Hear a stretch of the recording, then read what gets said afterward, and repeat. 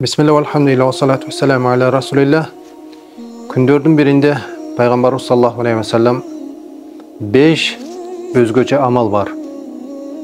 Араңарда кимиңер мына ошол амалды менден үйрөнүп, өзү амал кылып, же болбосом башка бирөөгө үйрөтүп, башка бирөөнүн мына ошол 5 өзгөчө амалга амал кылуусуна себепчи түрткү болот дегенде Абу Хурайра радыйаллаху анху мен деди.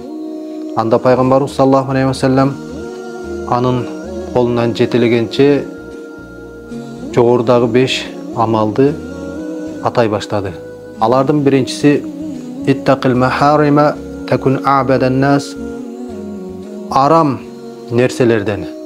Мындайча айтканда арам ойдон, арам иштен, арам тамактан оолак болгонуң, алыс болгонуң, ал учурда эң Кудай деген пенде, Кудай сүйгөн пенде сен болосуң деди.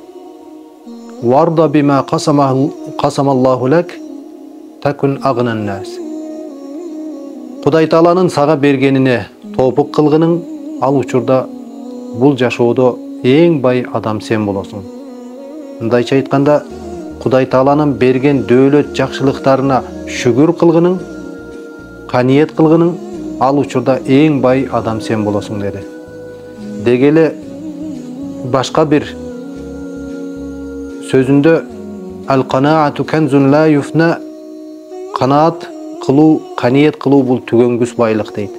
Ошосуңар эле жараткан Аллах Таала вала ин шакартум ла азиданнакум. Эгерде шүгүр кылсаңар, дагы да арттырып беремин. Башка бир аятта фазкуруни азкуркум вашкурули вала такурун. Мени эстегиле, мен да силерди эстеймин. Мага шүгүр айткыла, моюн жоондук кылбагыла дейт. Албетте, Кудай Тааланын бизге берген дөөлөтү Кур'ан аятында айткандай ва ин таудду ни'маталлахи ла тухсуха, Кудай Тааланын берген дөөлөттөрүнү эсепке алсаңар, ал учурда эсеп сан жетпейт дейт. Ансыңары Кудай Таала мекен берди, тынчтык берди, адам кылып, акыл берип, ыйман берип, дөөлөт берип, журт берип, мына ошолордун баарысы Кудай Тааланын дөөлөтү. Ошого шүгүр кылайлы, Кудай Таала дагы да арттырып берсин. Үчүнчүсү болсо ва ахсин иля жарика такун муъминан, кошнаңа сылык, сыпайы мамиледе болгонуң. Кошнаң менен алакаң бекем болсун, ал учурда момун пенде болосуң деди. Жана Пайгамбарыбыз саллаллаху алейхи ва саллям да кала берсе жараткан Аллах Таала Кур'анда кошна менен жакшы мамилеге, алдыңдагы, артыңдагы, эки тарабыңдагы кошналар менен жакшы мамиледе болууга үндөйт.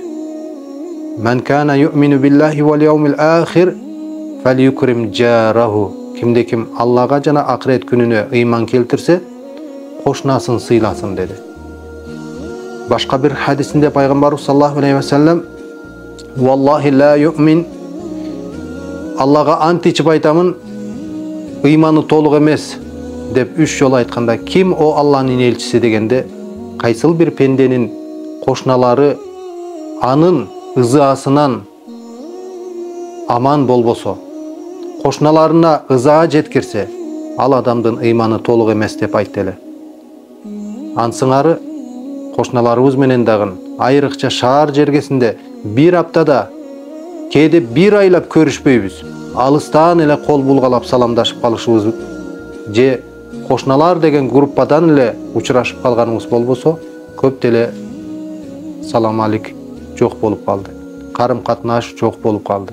Төртүнчүсү ахибба ли гайрика ма тухиббу ли нафсик такун муслиман. Өзүңө жакшы көргөндү өзгөгө дагы каалаганың, ал учурда чыныгы мусулман болосуң деди. Өзүңө каалаган жакшылыкты башкага дагы каалаганың, özümчүл болуп эле эгоист эмес, балким коомчул болгонуңуз. Негизи динибиз дагы мына ошол коомдук, социалдык маселелерди алдыга коет эмеспи? Пайгамбарыбыз саллаллаху алейхи ва саллям дагы бир хадисинде لا يؤمن أحدكم حتى يحب لأخيه ما يحب لنفسه. Өзгөгө жакшы көргөндү өзгөгө жакшы көрмөйүнчө силер эч бириңер толук ыймандуу болбойсуңар деген сөзү да жогорудагы сөзгө төп келип отурат. Ал эми 5-инчиси болсо каллили дахик, азыраак каткырып, пайдасыз иштер менен азыраак алек болгонуң, фа инна касарата дахик, көп эле каткырып, жөн эле каткырып күлө бермей, бул тумитул калба, жүрөктү өлтүрөт же жүрөктү карартат.